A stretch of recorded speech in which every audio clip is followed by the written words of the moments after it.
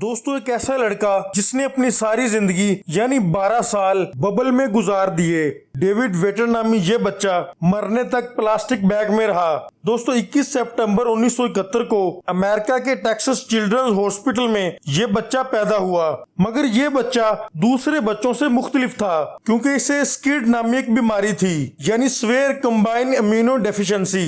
दोस्तों, ये बीमारी इंसान का इम्यून सिस्टम इंतहाई कमजोर बना देती है, बल्कि यूं कहा जाए कि इस बीमारी की वजह से इम्यून सिस्टम ना होने के बराबर होता है तो गलत ना होगा। इस मूजी मर्ज के शिकार शख्स के लिए थोड़े से जरासीम या हल्का सा इन्फेक्शन जानलेवा साबित हो सकता है, और इसीलिए इस बच्चे की पैदाइश के फौरन बाद डेविड को लोगों से अलहदा कर दिया गया और इसके लिए खास प्लास्टिक से बनी हुई बबल तैयार की गई। ये एक प्लास्टिक का चैम्बर था जिसमें हवा को भी फिल्टर करके पहुंचाया जाता था। डेविड ने जो भी चीज छूनी होती थी उस चीज को 4 घंटे तक एथिलीन ऑक्साइड नामी गैस में रखकर जरासीम से पाक किया जाता था और फिर वो चीज डेविड को दी जाती थी। इस चैम्बर में हाथ डालने से पहले प्लास्टिक के ग्लव्स यूज किए जाते थे ताकि एक भी जरासीम अंदर दाखिल ना हो सके। जैसे जैसे ये बच्चा बड़ा होता गया वैसे वैसे इस चैम्बर में और चीजें भी आती गईं। अंदर एक छोटा सा टीवी भी रख दिया गया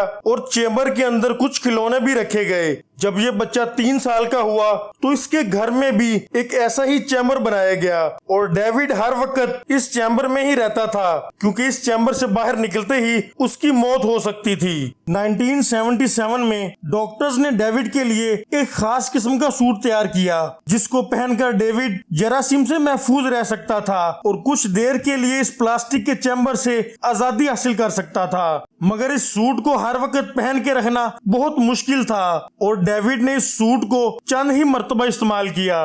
डेविड जब 12 साल का हुआ तो डॉक्टर्स ने इस बच्चे का बोन मैरो ट्रांसप्लांट करने का फैसला किया। डेविड को इस चैम्बर की कैद से आजाद करवाने का यही एक तरीका था। इसकी बहन का बोन मैरो डेविड के साथ मैच कर गया था, मगर इस ट्रांसप्लांट के 15 दिन बाद ही 22 फरवरी 1984 को डेविड की 12 साल की उम्र में इसी चैम्बर के अंदर मौत हो गई। आज तक इस बच्चे को the boy in the bubble के नाम से याद किया जाता है।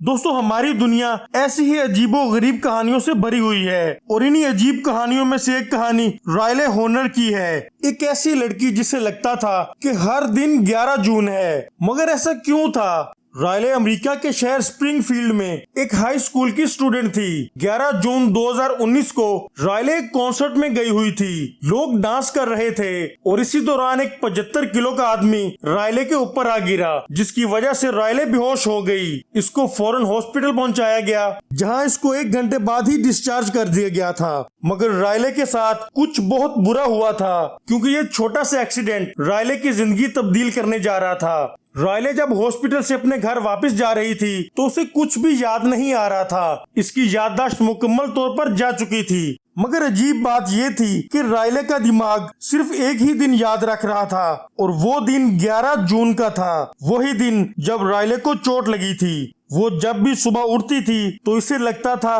कि आज 11 जून है और ये थोड़ी देर पहले ही अपने दोस्तों के साथ कॉन्सर्ट में गई थी और इसके बाद इसे कुछ भी याद नहीं रहता था। रायले के पेरेंट्स इसे अमेरिका के कई डॉक्टर्स के पास लेकर गए, लेकिन किसी के पास रायले की कंडीशन का कोई हल नहीं था। रायले जानती थी कि उसे क्या मसला है और वो दिन में जो भी काम करती थी इसे एक डायरी में लिख लेती थी ताकि इसे अगले दिन याद रह सके कि इसने कल क्या किया था।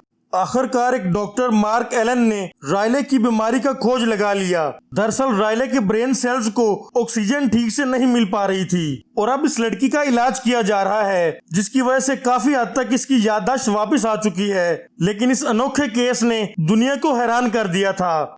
अगर वीडियो पसंद आई हो तो वीडियो को लाइक कर दें, चैनल को सब्सक्राइब करें और बेल नोटिफिकेशन ऑन करना मत भूलें ताकि ऐसी ही मजीद वीडियो के अपडेट्स आपको बर वक्त मिल सकें।